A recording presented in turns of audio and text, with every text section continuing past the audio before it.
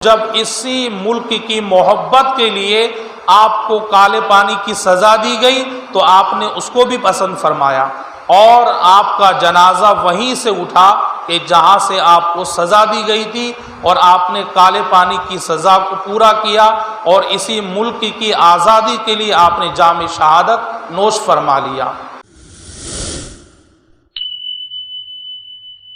معزز و مکرم سامعین کرام، راہ و منزل کے رفیق و شمع رسالت کے پروانوں، آئیے ہم اور آپ سب سے پہلے اپنے آقا و مولا اللہ کے رسول دانۂ غیوب احمد مجتبی حضور محمد مصطفیٰ صلی اللہ تعالی علیہ وسلم کی بارگاہ مقدسہ میں انتہائی خلوص اور محبت کے ساتھ ہدیہ درود و سلام پیش کرے اور پڑھے، اللہم صلی علی سیدنا و شفیعنا حبیبنا کریمنا طبیبنا مولانا ملجانا ماوانا محمد بارک وسلم، صلاۃ و سلام علیک یا رسول اللہ۔ نبی اور آل نبی پر ایک مرتبہ اور درود پاک پڑھے، اللہ رب محمد صلی اللہ علیہ وسلم، نحن عباد محمد صلی اللہ علیہ وسلم۔ قرآن مجید و فرقان حمید کی ایک چھوٹی سی آیت مبارکہ کہ جس کو میں نے اپنا موضوع سخن بنایا ہے، اللہ تبارک و تعالی ارشاد فرماتا ہے، ان الدین عند اللہ الاسلام، بے شک اللہ کے نزدیک پسندیدہ مذہب جو ہے مذہب اسلام ہے، اور اس مذہب اسلام نے کچھ اصول اور کچھ ضوابط بنائے ہیں، چاہے وہ عبادات کے ہو چاہے معاملات کے ہو۔ حقوق کے اندر بھی دیکھیں، چاہے حقوق اللہ ہو چاہے حقوق العباد ہو، مذہب اسلام ہی نے ہمیں بتایا ہے ایک حقوق اللہ یعنی اللہ کا حق ہے، اور ایک حقوق العباد بندوں کا حق ہے۔ بندوں کے حق کے اندر آپ دیکھیں بہت ساری چیزیں آتی ہے۔ سب سے پہلے تو ایک بندے کا دوسرے بندے سے محبت کرنا، الفت رکھنا، اور دل کے اندر عداوت نہ رکھنا، یہ مذہب اسلام سکھاتا ہے۔ پھر انہی بندوں کے اندر جو ہمارے قریبی ہیں ان سے محبت رکھنا، الفت رکھنا، اور ان کی خوشی کے اندر شریک ہونا، ان کے غم کے اندر شریک ہونا۔ اسی طرح زندگی گزارنے کے لیے اللہ تبارک و تعالیٰ نے اصول بنائے ہیں کہ یہ چیزیں تمہارے لیے جائز ہے جن کا استعمال کریں، اور یہ چیزیں تمہارے لیے منع ہے جن سے تمہیں بچنا ہے۔ اور اسی طرح عبادات کے معاملات ہیں کہ اللہ تبارک و تعالیٰ نے ایک بندہ مومن پر دن میں 5 مرتبہ نماز کو فرض رکھا ہے، اور اس کو اس کے وقت پر ادا کرنا، اور ماہ رمضان المبارک کا مقدس مہینہ پالے تو اس کے روزے رکھنا، صاحب نصاب ہو جائے تو زکوٰۃ دے دینا، صاحب استطاعت ہو جاؤ تو اس کے بعد حج کرنا۔ تو یہ سارے معاملات ہیں۔ اسی طرح مذہب اسلام نے ایک اصول اور بتایا ہے کہ وہ اصول یہ کہ جب تم جہاں رہو، جس ملک میں رہو، اس ملک سے محبت کرنا۔ آج کا موضوع میرا یہی ہے کہ ہم جس ملک میں رہتے ہیں اس ملک کا نام ہندوستان ہے، اور اس ملک سے ہمیں کیسی محبت کرنا چاہیے، اور اس ملک کا مقام کیا ہے۔ اللہ کی نظر میں، انبیاء اکرام کی نظروں کے اندر اس ملک کا مقام کیا ہے کہ جس ملک کے اندر ہم اور آپ سانس لیتے ہیں۔ حدیث پاک یہ کہ جس ملک میں رہے اس ملک سے محبت کی جائے، اور یہ ایمان کا حصہ ہے کہ جس ملک میں ہم رہتے ہیں ہمارے ایمان کا تقاضا یہ ہے کہ ہم اس ملک سے بے پناہ محبت کریں، اور محبت تو رہنے کی وجہ سے بھی ہے، اور دوسرا اس کا مقام اور عظمت بھی دیکھیں کہ اللہ نے اس ملک کو کیسی عزت و عظمت عطا فرمائی ہے۔ سرکار دو جہاں صلی اللہ تعالی علیہ وسلم اسی ملک کے بارے میں فرماتے ہیں کہ مجھے ملک ہندوستان سے دین کی خوشبو آتی ہے۔ تو یہ ہمارا ملک ہے کہ جس کے بارے میں سرکار نے فرمایا کہ مجھے ہند سے دین کی خوشبو آتی ہے، تو سرکار نے اس ملک کو پسند فرمایا۔ اور اللہ نے کتنا پسند فرمایا کہ اللہ تبارک و تعالیٰ نے دنیا کا پہلا انسان یعنی حضرت آدم علیہ السلام کو اللہ تبارک و تعالیٰ نے ملک ہندوستان پر اتارا۔ یہ اللہ کی پسندیدہ بات ہے، اللہ نے اس ملک کو پسند کیا۔ ابھی ہم نے برابر 4 جمعہ امام علی مقام علی جدہ و علیہ السلام کا ذکر کیا۔ امام علی مقام کو ملک ہندوستان سے کیسی محبت تھی کہ آپ نے یہ فرمایا تھا کہ میں اپنی زندگی کے آخری ایام سرحدی علاقے پر، جو سرحدی علاقہ وہ ملک ہندوستان کہلاتا ہے، کہ میں اس سرحدی علاقے کو پسند کرتا ہوں اور وہیں پر اپنی زندگی کے ایام گزارنا چاہتا ہوں۔ تو امام علی مقام نے بھی اس ملک کو پسند فرمایا، اللہ تبارک و تعالیٰ نے پسند فرمایا، خود مصطفیٰ جان رحمت صلی اللہ تعالیٰ علیہ وسلم نے پسند فرمایا، اور اسی ملک ہندوستان کو حضرت غریب نواز رضی اللہ تعالیٰ عنہ نے پسند فرمایا۔ 800 سال سے آپ دیکھیں آپ اسی ملک کے اندر ہے الحمدللہ، اور تبلیغ اسلام آپ نے اسی ملک کے اندر فرمائی۔ تو جو جس سے محبت کرتا ہے اسی سے الفت رکھتا ہے۔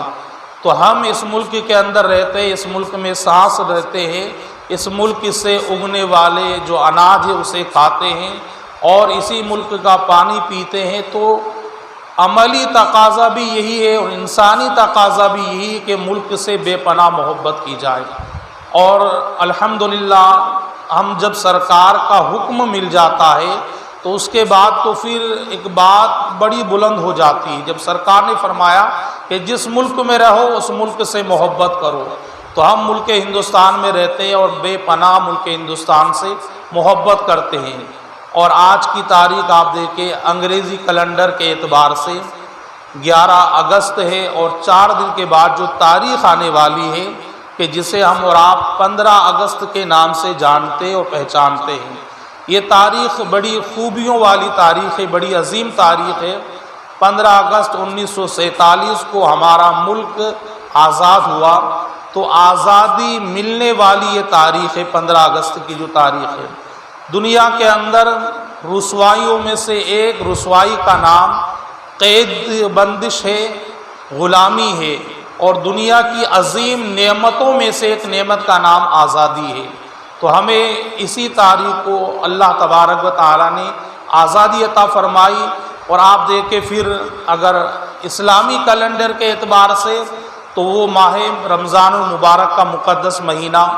اور رمضان کا بھی آخری جمعہ الوداع جمعہ جسے ہم کہتے ہیں الوداع جمعہ تھا، اور اسی رات کے اندر جو شب تھی کہ جسے شب قدر کہتے ہیں، اور شب قدر کا جو سورج طلوع ہوا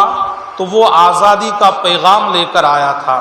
تو الحمدللہ اللہ تبارک و تعالیٰ نے کتنا کرم فرمایا کہ رمضان المبارک میں الوداع جمعہ کا دن شب قدر کی رات میں جب ملک ہندوستان کے کونے کونے کے اندر مسلمان قوم نے اللہ کے حضور دعائیں کی، اللہ سے مانگا، تو اللہ تبارک و تعالیٰ نے یہ دن ہمیں دیکھنا نصیب فرمایا کہ جسے ہم 15 اگست کے نام سے جانتے پہچانتے ہیں۔ اور اس ملک کو آزاد کرانے کے لیے الحمدللہ آپ دیکھیں سب سے زیادہ قربانی دینے والے ہم مسلمان ہیں۔ سب سے زیادہ قربانی اگر ملک ہندوستان میں کسی قوم نے دی ہے اس کو آزاد کرانے کے لیے تو اس قوم کا نام مسلمان ہے۔ آج بھی آپ گیٹ آف انڈیا یعنی دہلی کے اندر جو دروازہ ہے وہاں جائیں اور ہندوستان پر مرنے والے، ہندوستان کے لیے جام شہادت نوش کرنے والوں کے نام لکھے ہیں، اور سب سے زیادہ جن کے نام ہیں اللہ کا کرم دیکھے کہ وہ مسلمان ہیں۔ تو ہم ہر اعتبار سے، جان دینے کے اعتبار سے بھی اس ملک کے اندر سب سے پہلا نمبر ہمارا آتا ہے، اور اس ملک کی تعمیر اور ترقی کے اعتبار سے بھی دیکھا جائے تو سب سے پہلا نام ہمارا آتا ہے۔ آپ دیکھیں تاج محل یہ ہم نے بنایا، لال قلعہ ہم نے بنایا، آگرہ کا قلعہ ہم نے بنایا، قطب مینار ہم نے بنایا۔ اس ملک کو جو ترقی دینے والی جتنی چیزیں ہیں الحمدللہ وہ ہم مسلمانوں نے بنائی ہے۔ تو ہر اعتبار سے، مال کے اعتبار سے بھی آپ دیکھ لیں، ملک آزاد ہونے کے بعد جب ملک کو ضرورت پڑی تو نظام حیدرآباد کی شکل کے اندر کونٹلوں کے حساب سے سونا دینے والے بھی ہم ہی ہیں۔ تو ہر اعتبار سے، جان دینے کے اعتبار سے، مال دینے کے اعتبار سے، ترقی دینے کے اعتبار سے، ہر اعتبار سے الحمدللہ ہمارا ہی نام آتا ہے۔ اور ہمیں بھی چاہیے کہ ہم ایسی ہی محبت کریں۔ ہمارے باپ دادا، ہمارے خاندان اور ہمارے بڑے بڑے علماء، محدثین، مفسرین نے اس ملک کے لیے جام شہادت کو نوش کیا ہے، یعنی اپنی جان کا نذرانہ اس ملک کو آزاد کرانے کے لیے دیا ہے۔ 1857 کے زمانے کے ہندوستان کے سب سے بڑے عالم دین کہ جن کا نام حضرت علامہ مولانا فضل حق خیر آبادی، یہ منطق ایک علم ہے، اس کے بہت بڑے عالم دین تھے، منطق و فلسفہ۔ آپ کو امام کہا جاتا ہے کہ آپ اس فن کے امام تھے، مگر آپ دیکھیں اس کے باوجود بھی اپنے وقت کے رئیس اعظم تھے آپ، مگر ہندوستان کی آزادی کے لیے آپ نے اتنا سفر کیا، دہلی سے کلکتہ، کلکتہ سے پٹنہ، پٹنہ سے ہمارے راجستھان کی زمین کو بھی ان کے قدم چومنے کا موقع ملا ہے۔ یہی ٹونک، اس ٹونک کے اندر کئی مرتبہ علامہ فضل خیر آبادی تشریف لائے ملک ہندوستان کی آزادی کی تحریک کو زندہ کرنے کے لیے، تو کئی سفر آپ نے فرمائے، مگر آپ دیکھیں اس کے باوجود جب اسی ملک کی محبت کے لیے آپ کو کالے پانی کی سزا دی گئی تو آپ نے اس کو بھی پسند فرمایا، اور آپ کا جنازہ وہیں سے اٹھا کہ جہاں سے آپ کو سزا دی گئی تھی، اور آپ نے کالے پانی کی سزا کو پورا کیا، اور اسی ملک کی آزادی کے لیے آپ نے جام شہادت نوش فرما لیا۔ اور دکن کی طرف آپ چلے جائیں تو حیدر علی کی زندگی کو دیکھیں آپ،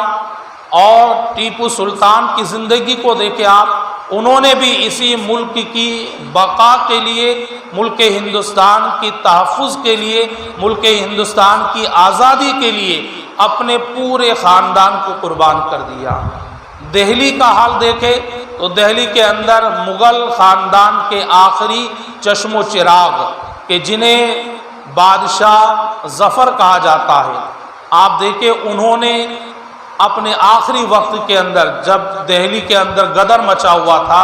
تو اس وقت انگریزی حکومت نے آپ کے 2 بیٹوں کے سر قلم کر کر، 2 بیٹوں کے سر کاٹ کر اور تشت میں رکھ کر ناشتے کے وقت آپ کے سامنے پیش کیا گیا اور کہا کہ اے بادشاہ ظفر، یہ تمہارے لیے ناشتہ ہے۔ جب کپڑا ہٹایا گیا تو بچوں کے کٹے ہوئے سر تھے، تو آپ نے یہی کہا کہ یہ تو 2 ہی بچے تھے، اگر اور بھی بچے ہوتے تو میں ملک ہندوستان کے لیے انہیں بھی قربان کر دیتا۔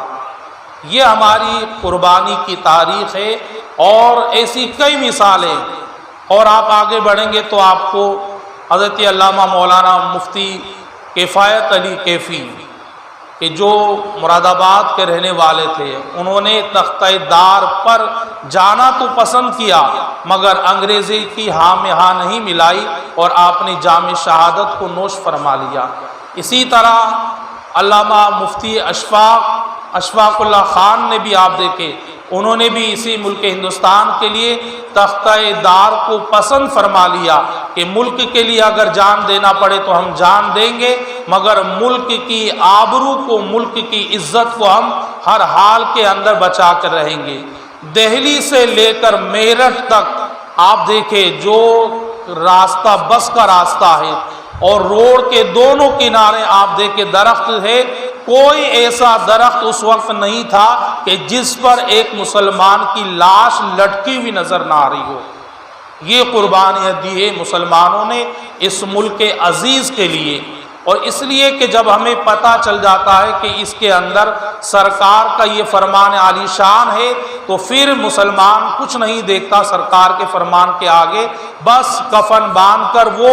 تحریک آزادی کے لیے نکل پڑتا ہے۔ اور ہمارے آباء و اجداد نے یہی کیا تھا، اس میں ملک ہندوستان کے لیے اپنی جانوں کو قربان کیا، اور الحمدللہ اللہ تبارک و تعالیٰ نے پھر وہ دن بھی دکھایا کہ جب 15 اگست 1947 کو ہمارا ملک آزاد ہوا تو اللہ تبارک و تعالیٰ کا کرم یہ ہوا کہ ملک ہندوستان کو آزادی ملی، غلامی کی زنجیروں سے ہمارا ملک آزاد ہوا۔ تو ایسے تو ملک کے اندر رہنے والی کئی قومیں ہیں، ہندو بھی ہے، سکھ بھی ہے، عیسائی بھی ہے، مسلمان بھی ہے، اور ہر مذہب و ملت کے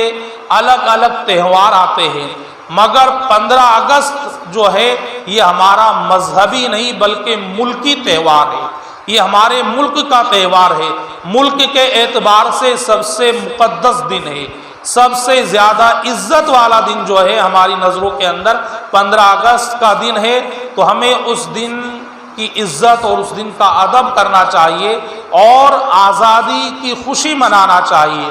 اور آزادی کی خوشی کے اندر جو بن سکے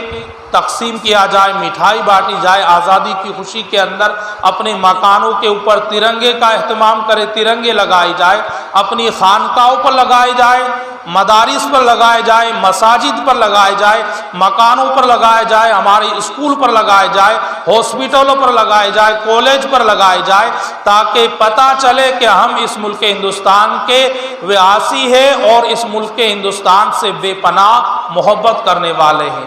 زمانہ کچھ بھی کہے مگر حقیقت کبھی چھپ نہیں سکتی ہے۔ آج ہندوستان کا میڈیا کچھ بھی کہے، آج جن کے ضمیر بک گئے ہیں،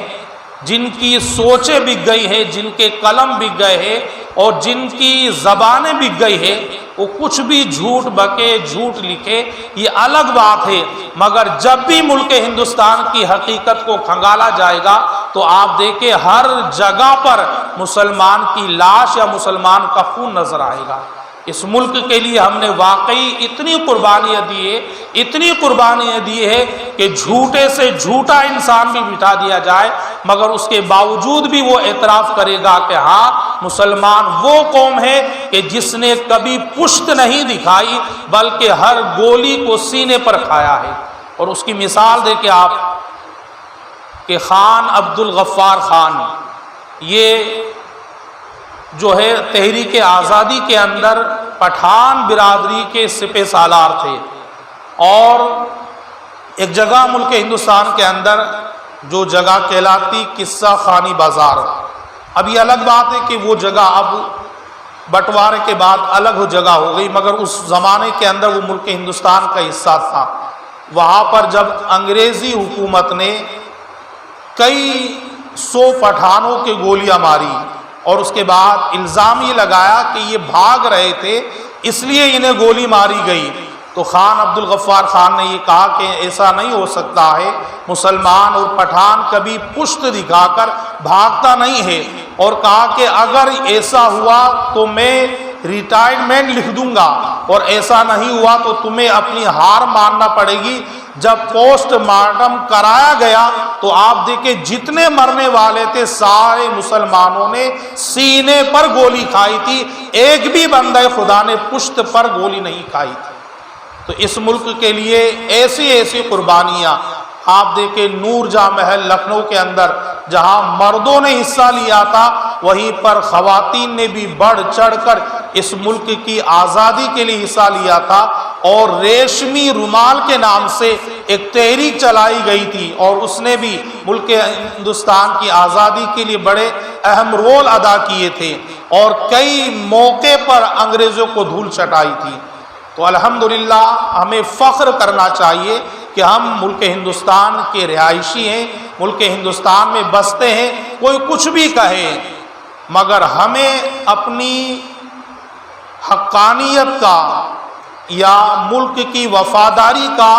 زبان سے ثبوت دینے کی ضرورت نہیں ہے، بلکہ ملک ہندوستان کی مٹی جو ہے وہ ہماری شہادت کی گواہی دے گی، اور ہم سے زیادہ تو ملک ہندوستان کے اندر کوئی وفادار ہے ہی نہیں۔ ہم پیدا بھی اس ملک کے اندر ہوتے ہیں، سجدہ بھی اسی ملک کی زمین پر کرتے ہیں، اور مرنے کے بعد اسی ملک کے اندر مٹ بھی جاتے ہیں۔ بڑی پیاری بات ایک شاعر نے کہی ہے کہ یہیں پئیں گے جام شہادت یہیں پہ سجدہ کرنا ہے، یہیں پئیں گے جام شہادت یہیں پہ سجدہ کرنا ہے، اور یہیں پہ ہم نے جنم لیا ہے یہیں پہ ہم کو مرنا ہے۔ یہ ملک ہندوستان ہے کہ جہاں پر ہم نے جنم لیا ہے، اور مرنے کی خواہش بھی ہم یہیں کی رکھتے ہیں۔ اور تاریخ کے آئینوں کے اندر اگر ہم دیکھیں گے تو بہادر شاہ ظفر کی وہ آرزو دیکھے کہ جب انہیں بھی وہاں کالے پانی کی سزا کے طور پر بھیج دیا گیا تو ان سے پوچھا گیا کہ اے بادشاہ کوئی آرزو ہے تمہاری، کوئی تمنا ہے تمہاری؟ تو کہا کہ ہاں صرف ایک آرزو ہے، اور وہ آرزو یہ ہے کہ صرف مجھے ہندوستان کی 2 گز زمین مل جائے دفن ہونے کے لیے۔ تو ہم ایسی محبت کرتے ہیں الحمدللہ، اور کل بھی ہم ملک ہندوستان سے محبت کرتے تھے، آج بھی کرتے ہیں اور کل بھی کرتے رہیں گے، اس لیے کہ ہمارے آقا نے فرمایا ہے کہ ملک سے محبت کرنا ایمان کا حصہ ہے۔ تو ہم ہر اعتبار سے اپنے ملک سے محبت کرتے، کل بھی ہم اپنے ملک عزیز کے لیے جان کا نذرانہ دینے کے لیے تیار تھے اور دیا تھا، اور آج بھی اپنے ملک عزیز کے لیے جان کا نذرانہ دینے کے لیے تیار ہے، اور کل وقت پڑے گا تو پھر ہم عبدالحمید کی طرح دشمنوں کے ٹینٹ کو نیست و نابود کرنے کے لیے کل بھی تیار رہیں گے، اس لیے کہ ہم اس ملک سے بے پناہ محبت کرتے ہیں، الفت رکھتے ہیں۔ تو ہمیں یہی پیغام محبت آپ تک پہنچانا تھا کہ جو 15 اگست 4 دن کے بعد جو تاریخ آنے والی ہے، اس دن اپنا کاروبار بند رکھے تاکہ ملک عزیز کی محبت کا اظہار ہو سکے، اپنے مکانوں پر ترنگا لگائے، دکانوں پر لگائے، اپنی گاڑیوں پر لگائے، اور اپنے مدارس، مساجد، خانقاہ، کالج، یونیورسٹی جو جگہ ہے وہاں پر لگائے، اور اس کے بعد محبت کا اظہار کرے۔ آخر کے اندر نوجوانوں کو ایک پیغام، یہ جو موبائل ہماری جیب کے اندر ہوتا ہے، یہ موبائل بڑا کام کا بھی ہے اور یہ بڑی آفت کی چیز بھی ہے۔ آفت کی چیز اس لیے کہ جو چیز آپ نہیں جانتے اگر اس کا استعمال کریں گے تو نقصان بھی ہو سکتا ہے، اور کس طرح نقصان ہو سکتا ہے آپ دیکھیں کہ جو آپ سمجھتے ہیں موبائل میں، یعنی آپ اگر فون لگانا جانتے تو فون لگائے، فون اٹھانا جانتے ہیں تو فون اٹھا لیں، اگر آپ واٹس ایپ پر سمجھتے تو اس کا استعمال کریں، نہیں سمجھتے تو چھوڑ دیں، ٹویٹر کا استعمال آپ سمجھتے تو کریں، نہیں سمجھتے تو آپ چھوڑ دیں، اور نہیں سمجھنے کے بعد اگر آپ الٹے سلٹے کومنٹ اگر کر دیں گے تو ہو سکتا ہے اس کے وجہ سے آپ کے اوپر کارروائی بھی ہو جائے۔ جو چیز آپ نہیں سمجھتے اس کے اوپر آپ نے کومنٹ کر دیا، بول گئے تو کارروائی ہو سکتی۔ اسی طرح فیس بک یہ بڑی ببال جان ہے، اس کے اوپر آپ دیکھیں فرمائشیں آتی ہے کہ آپ ہم سے دوستی کر لیں۔ اب وہ دوستی کرنے والا کون ہے، کہاں کا رہنے والا ہے، آپ کو پتہ ہی نہیں۔ جب آپ کے دوست جو آپ کی نظروں کے سامنے ہیں آپ انہی سے دوستی رکھیں، صرف جن کو آپ نہیں جانتے ان سے دوستی ہرگز نہ کریں۔ اور اسی طرح لڑکیوں کی آواز کے اندر بھی میسج آتے ہیں کہ آپ ہم سے فرینڈ شپ کر لیں، آپ دوستی کر لیں، آپ نے دوستی کر لی تو آپ دیکھیں یہ ترقی یافتہ زمانہ ہے، لڑکے لڑکیوں کی آواز نکال رہے ہیں، آپ کو پھنسا لیا جائے گا، مال کے اعتبار سے بھی برباد ہو جائیں گے، اور پھر آپ دیکھیں ہو سکتا ہے بڑی مصیبت میں بھی پھنس جائیں آپ، اس لیے کہ آپ سے بات کرنے والا کون ہے، کہاں کا آپ کو پتہ ہی نہیں۔ آپ کے ملک سے دشمنی رکھنے والے ملک کا ہوا، یا آپ سے ملک سے دشمنی رکھنے والے ملک کی وہ لڑکی ہوئی، اور پہلی بات تو یہ کہ لڑکی سے دوستی کرنا ہی حرام ہے۔ ہم مسلمان ہیں، ہمیں تو صرف اپنی بیوی سے مطلب ہونا چاہیے، غیر عورت سے ہمیں کیا مطلب ہے، ہمارے لیے غیر عورت سے بات چیت کرنا حرام ہے، حرام ہے، حرام ہے۔ اب آپ بتائیے اس کے بعد جب آپ نے فرینڈ شپ کی، دوستی کی، آپ سے اس نے آپ کے ملک کے بارے میں جانکاری مانگی، آپ نے اپنے جے پور کے بارے میں کہہ دیا کہ ہاں جل محل یہاں ہے، ٹھیک ہے کوئی بات نہیں، یہ آپ بتا سکتے ہیں۔ اسی طرح آپ نے عامر کا قلعہ ہے یہ بتا دیا، آپ بتا سکتے ہیں، اس میں کوئی برائی نہیں ہے۔ جے پور کے اندر اتنے بازار ہیں، اتنی گلیاں، اتنے مساجد ہیں، یہ بتا دیں آپ، کوئی بات نہیں ہے۔ مگر کچھ باتیں جو ملک کے اعتبار سے خفیہ باتیں ہوتی ہے، جو ایک ملک کی بات دوسرے ملک سے آپ شیئر نہیں کر سکتے، بتا نہیں سکتے، اگر آپ نے جانے انجانے کے اندر وہ بات دوسرے ملک کے رہنے والوں کو بتا دی تو آپ پر وطن سے غداری کرنے کا مقدمہ لگ جائے گا۔ جب آپ جو چیز جانتے ہی نہیں تو آپ اس کا استعمال ہرگز نہ کریں، تو کبھی بھی ایسے لوگوں سے دوستی بھی نہ کریں کہ جن کو آپ جانتے بھی نہیں۔ اگر آپ نے اس طرح دوستی کر لی اور اس کے بعد وہ آپ کے ملک سے دشمنی رکھنے والے ملک کا ہوا تو بتائیے پھر آپ کے خلاف جو کیس لگیں گے، جو کارروائی ہوگی، اس سے آپ بھی نہیں بچ پائیں گے، نہ آپ کے گھر والے بچ پائیں گے۔ تو ہمیں چاہیے کہ ہم تو ملک عزیز ملک ہندوستان سے محبت کرتے ہیں، ملک ہندوستان میں پیدا ہوئے ہیں، تو ملک ہندوستان میں رہنے والے لوگوں ہی سے محبت کریں گے، انہی سے الفت رکھیں گے۔ ہمارے پاس چاہے کتنے ہی پیغام آ جائے، ہمیں ان پیغاموں سے کوئی محبت نہیں ہے، ورنہ یاد رکھیے آپ کہ آپ پر کوئی بھی بچانے والا نہیں ہوگا۔ اس چیز کو آپ کمر سے باندھ لیجئے، ذہن کے اندر رکھ لیجئے آپ کہ آپ انہی سے بات چیت کیجئے، انہی سے دوستی رکھیے کہ جن کو آپ جانتے ہیں، پہچانتے ہیں، جن کو آپ نے کبھی دیکھا نہیں ہے، ان سے آپ ہرگز دوستی نہ کریں، چاہے وہ آپ سے کیسی ہی مذہبی باتیں کرے، چاہے وہ کیسی دینداری باتیں کرے، چاہے وہ کیسی محبت والی باتیں کرے، ہرگز اس انسان سے آپ کو دوستی نہیں کرنا ہے کہ جس کو آپ نہیں جانتے ہیں۔ مولا قدیر کی بارگاہ میں یہی دعا ہے کہ اللہ تبارک و تعالی ہمیں اور آپ کو ان تمام باتوں پر عمل پیرا ہونے کی توفیق رفیق عطا فرمائے۔ وآخر